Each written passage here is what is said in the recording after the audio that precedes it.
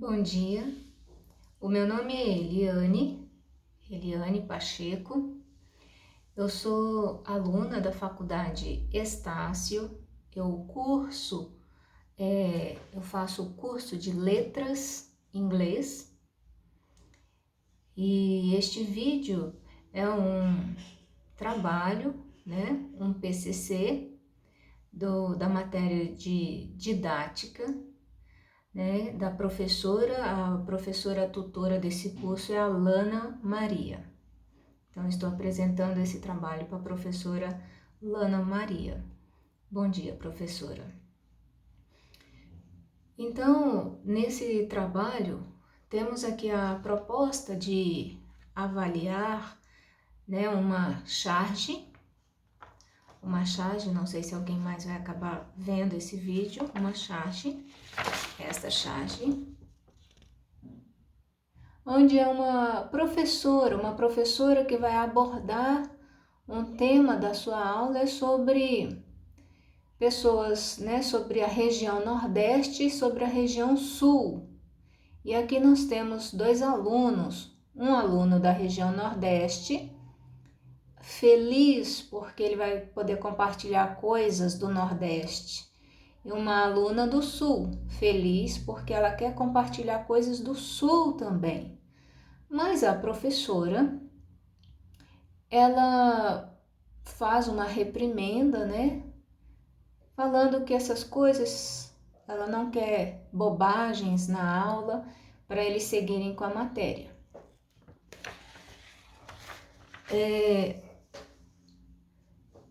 Então, essa aqui é a situação geral, né, da avaliação do conteúdo. Então, não sabemos quais as razões pelas quais essa professora, ela agiu assim. Essa professora está estressada, é uma sala com muito aluno, ela tem medo de perder o controle. Ou essa professora está tensa com o volume de conteúdo que ela precisa dar, que é cobrado a ela, para que ela dê um volume grande de conteúdo, que ela finalize o livro e coisas assim. Então, nós não sabemos qual que é essa situação imaginária aqui, mas que a gente sabe que também acontece de forma real. Então, a professora, né, o trabalho, o PCC aqui, ele pontua algumas coisas para a gente fazer algumas reflexões. Primeiro, aqui, a primeira questão está pedindo para que a gente relembre uma situação que possa ter acontecido conosco, né, quem está fazendo esse trabalho, uma situação onde um professor, ele aborda um assunto, que ele abordou algum assunto, e teve teve esse movimento, essa agitação na turma, e como esse professor agiu de uma forma diferente. Então, é interessante que sempre o que marca muito e registra são essas situações de reprimendas, onde a gente, os alunos, a sala, sente esse vexame. Mas é claro que todo mundo tem situações de professores muito bem-sucedidos nas suas atitudes. E pensando em algumas situações, mas eu quero citar um professor de literatura que eu tive. Eu vou citá-lo porque, de forma geral, ele tinha que ser muito criativo para dar a aula de literatura e ter a atenção da sala inteira. E é interessante porque nessa sala de literatura nós éramos realmente muito alunos, era do ensino médio e às vezes unia-se as turmas para ter essas aulas de literatura. Então, as pessoas não conhecem muitos livros da literatura brasileira. Então, esse professor, e elas no ensino médio à noite estariam cansadas, e esse professor, ele tinha que dar essas aulas, motivar os alunos, mas também não perder o controle da sala. Então ele fazia um resumo, ele contava e ele meio que encenava, ele narrava e ele ensinava, ele fazia coisas com as mãos como se fossem os personagens da literatura, dos livros de literatura. Então esse professor, sempre que ele dava aula, a sala parece que ficava mais animada. E os meninos gostavam de falar, opinar. Mas uma questão, esse professor ele conseguia dar toda a sua aula, mesmo numa sala muito grande, e onde as pessoas ficavam animadas com as suas aulas e gostavam de compartilhar, especialmente livros que tratavam de temas políticos, que ele fazia algumas abordagens, né, temas sociais. Então, mas as pessoas queriam falar, mas uma coisa que eu tenho para falar assim bem especificamente é que esse professor, ele era um professor tão interessante na sua fala, na sua abordagem, que ele prendia atenção para a aula, nós lembrávamos da sua aula, e as pessoas, esse professor ele era tão interessante que mesmo querendo compartilhar, as pessoas elas preferiam ouvir o professor.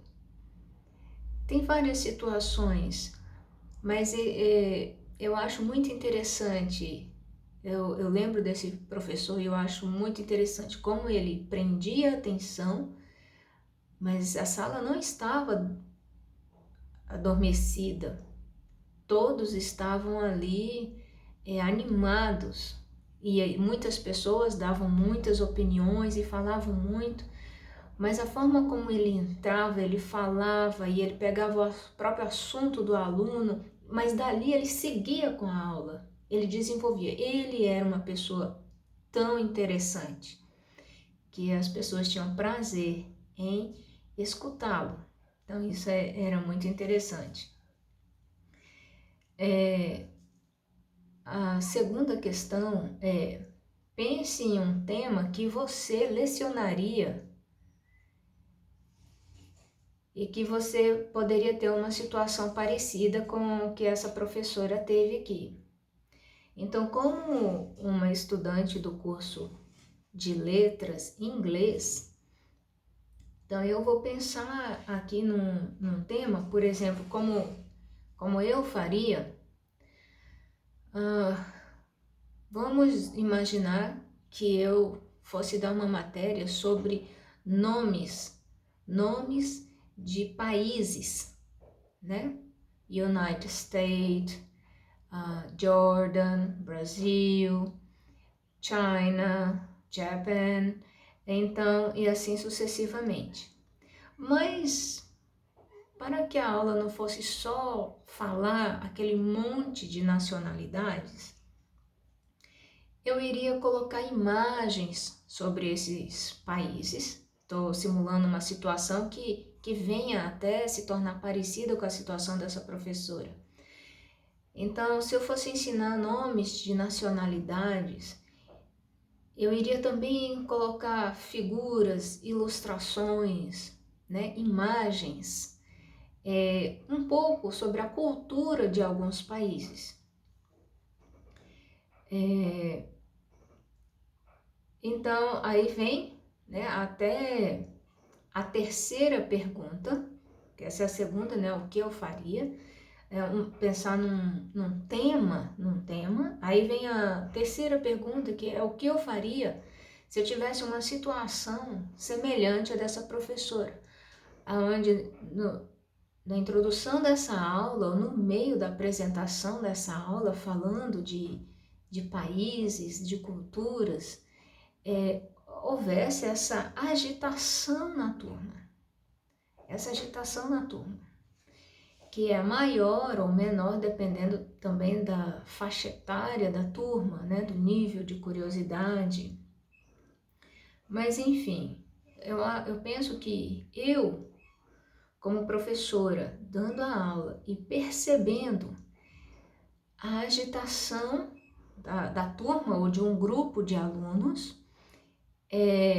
eles querendo falar e participar, eu penso que eu, primeiro, claro, a gente precisa ter uma ordem, né? Senão vira uma confusão.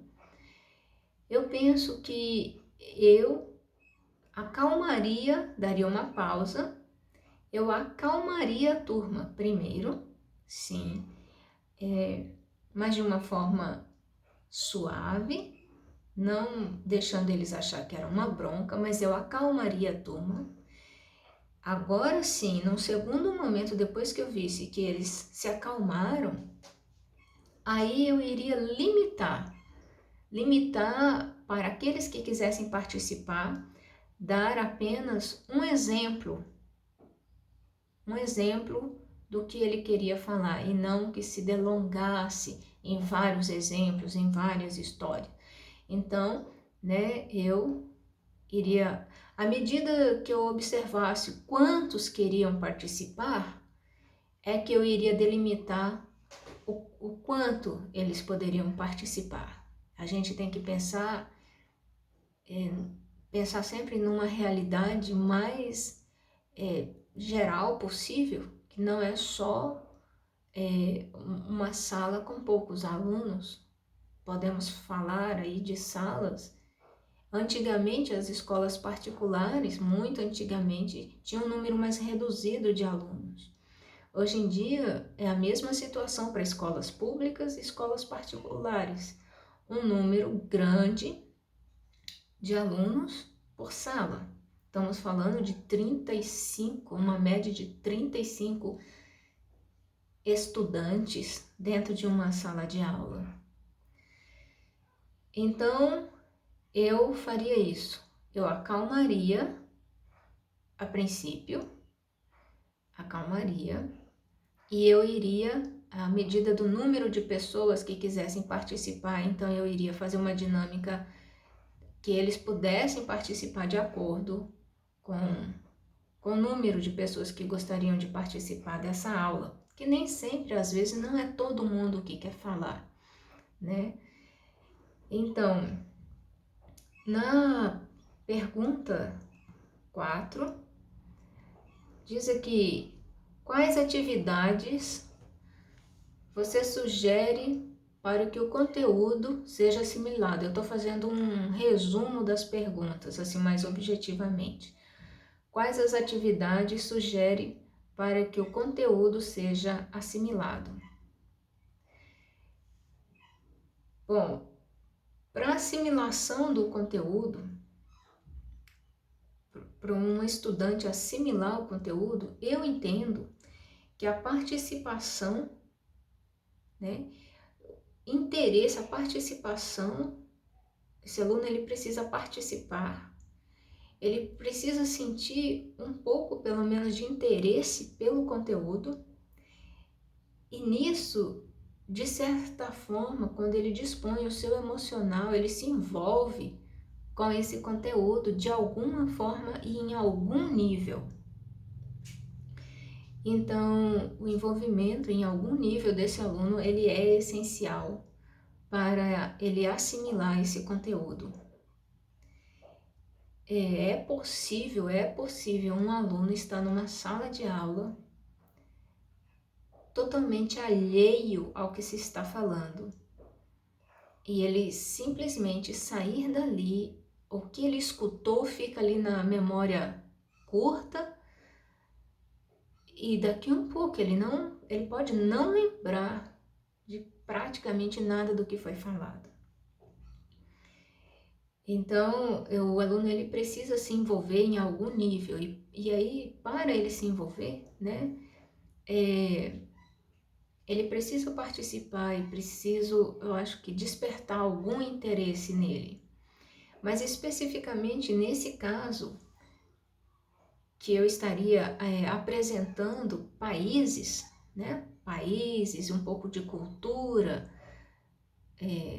desses países, para eu poder dar a matéria sobre nacionalidades, como se falar em inglês, os nomes.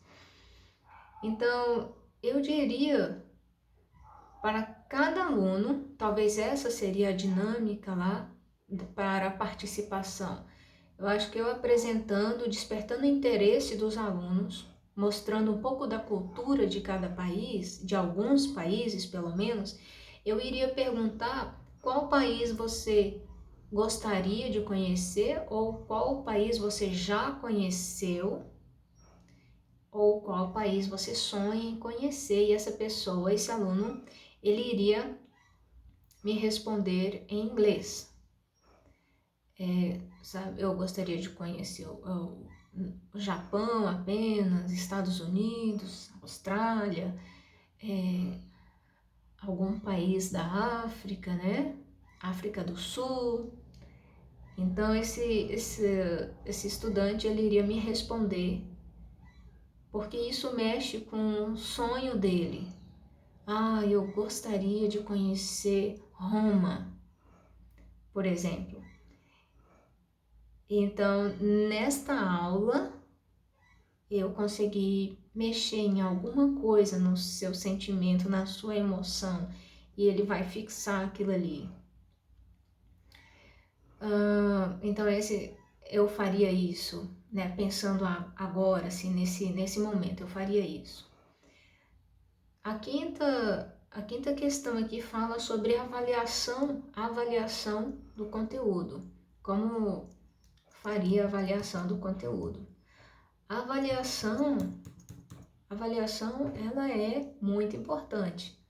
A avaliação ela é muito importante. E a avaliação ela pode ocorrer de várias formas, né? A avaliação pode ocorrer de várias formas. Eu realmente acredito nas múltiplas formas de avaliação. Eu de fato acredito. A avaliação ela é importante não só para o aluno, é importante para o professor também. Agora, a forma como nós vamos avaliar esses alunos, né? Eu lembro até hoje, eu acho que no meu sexto ano ou quinto ano, né, na sexta série de antigamente, eu lembro muito de uma professora de história. A imagem dessa professora é bem presente na minha mente. Eu lembro que essa professora, ela dava as provas para quem quisesse fazer prova.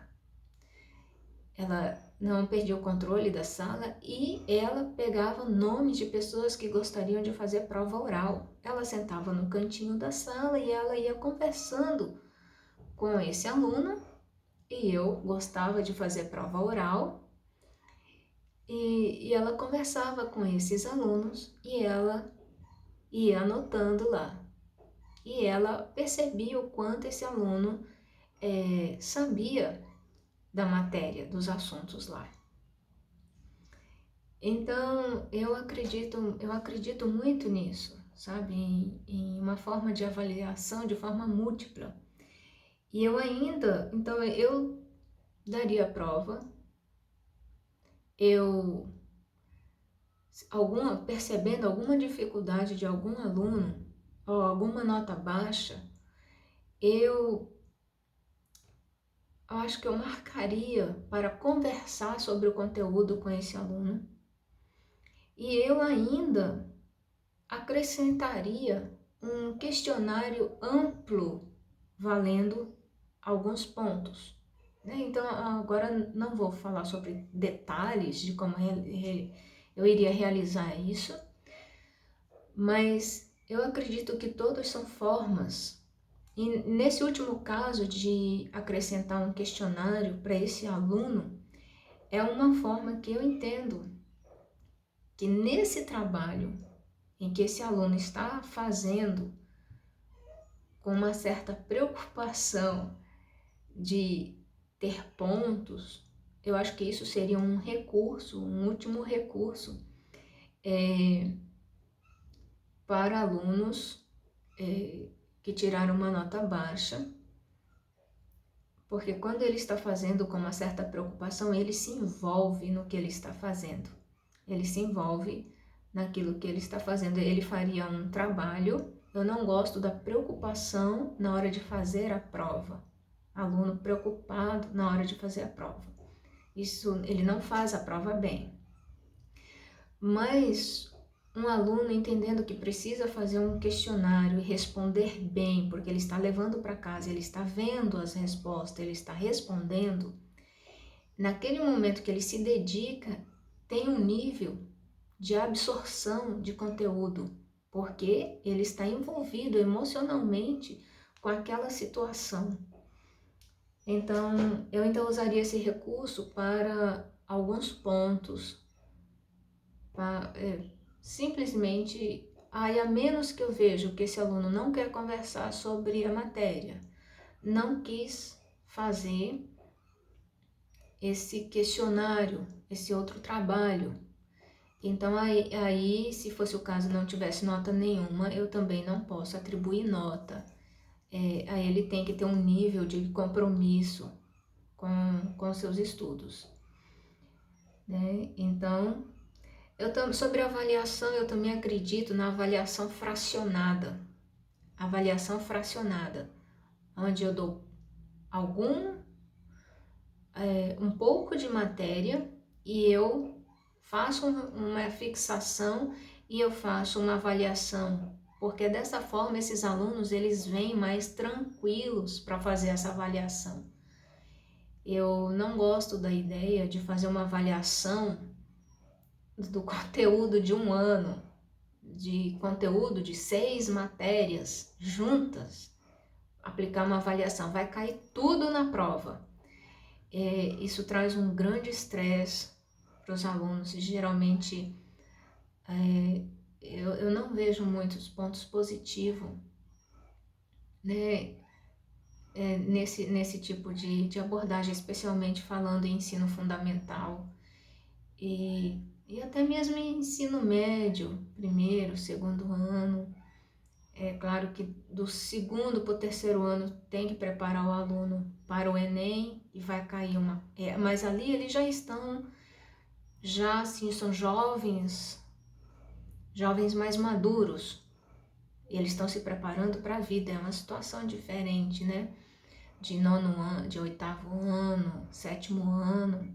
Nesse período eles ficam muito estressados e com esse tipo de atitude eu não acho que traga muitos benefícios.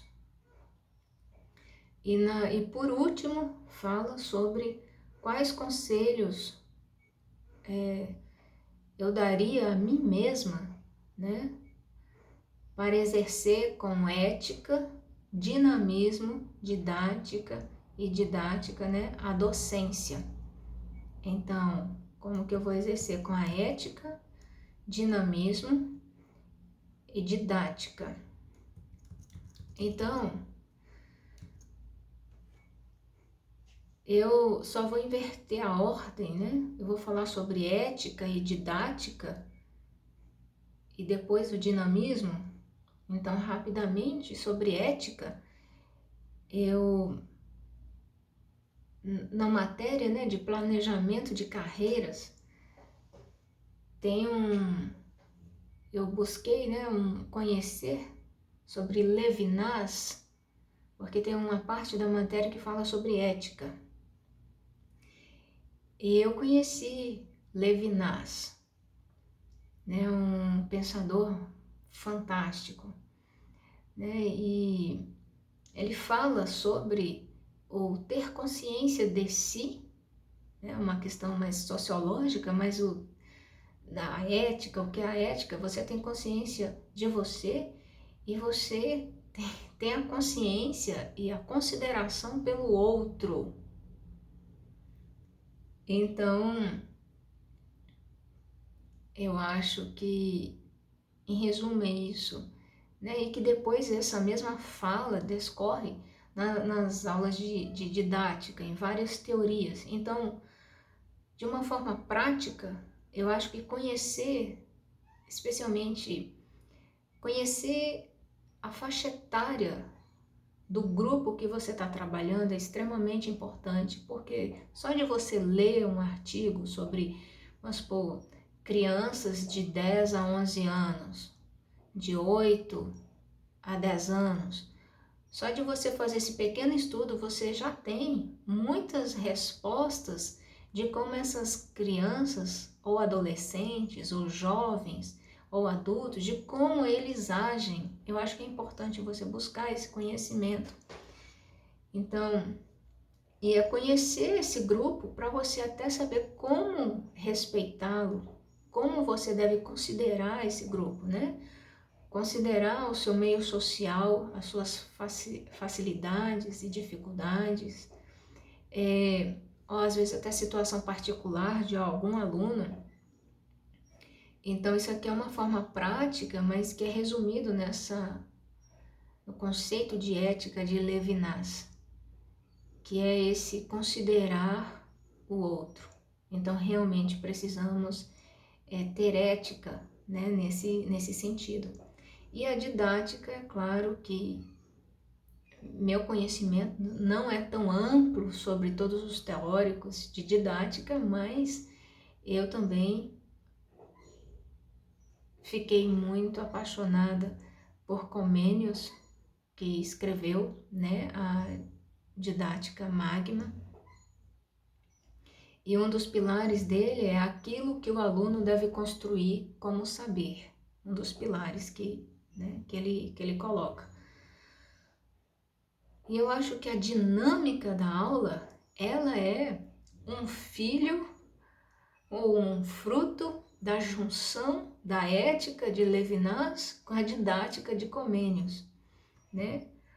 Onde nós temos que conhecer esses alunos e Comênios fala, né, sobre como que o aluno deve construir, que o aluno deve, né, construir o seu saber, né? Então eu eticamente eu conheço, eu respeito, eu sei desse grupo de alunos, em que situação que eles estão ali, né? Se possível fazer até uma pequena etnografia, porque ajuda muito a você se situar naquele meio. Então, eu aplico essa dinâmica de forma coerente com o grupo. A dinâmica que eu vou aplicar, ela tem que ser coerente com o grupo, por isso a ética é importante. De forma que eu leve esses alunos, entrando no conceito de Comênios, eu leve esses alunos a se envolver, pelo menos que minimamente, mas eles têm que ter algum nível de envolvimento e construam algum valor da importância do conteúdo que eu estou dando. Se ele der alguma importância, entender que aquilo que eu estou falando tem algum valor, então ele já está se envolvendo. E a partir disso, ele deseje, que ele entendeu que é importante, que ele está minimamente envolvido ali, aí dali ele deseja se abrir para ampliar o seu conhecimento. O aluno se abrir para ampliar o seu conhecimento e ali ele construir o seu saber sobre aquele assunto ou sobre esse conjunto de assuntos, história, ele entender a importância e ele entender que ele precisa, que ele vai construir, é quando ele começa a dar as opiniões dele, é quando ele começa, e aí a gente volta para a paideia, onde ele começa a tirar de dentro dele os interesses dele e expor, né? Então,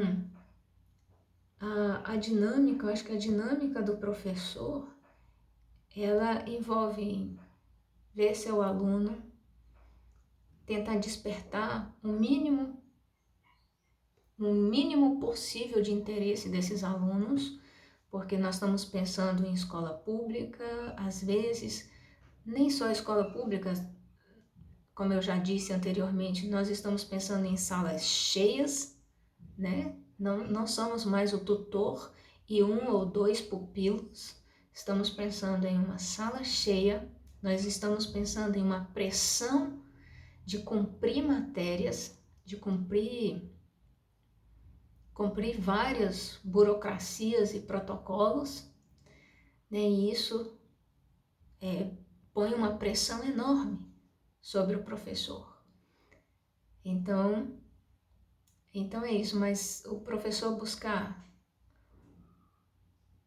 com que o aluno consiga minimamente que seja entender, se envolver com aquilo, aí ele vai começar um processo de aprendizagem, né? E um professor ser bem-sucedido didaticamente necessariamente não quer dizer que esse professor ele vai ser apenas uma pessoa que vai receber muitos elogios, que vai receber apenas muitos elogios. Porque eles têm que buscar isso, que o aluno se envolva de alguma forma com aquela matéria. E que esse aluno guarde alguma coisa, entenda alguma coisa que aquilo é importante. Então é isso. Eu agradeço por essa forma dinâmica de apresentar o trabalho, foi muito importante para mim. Até mais.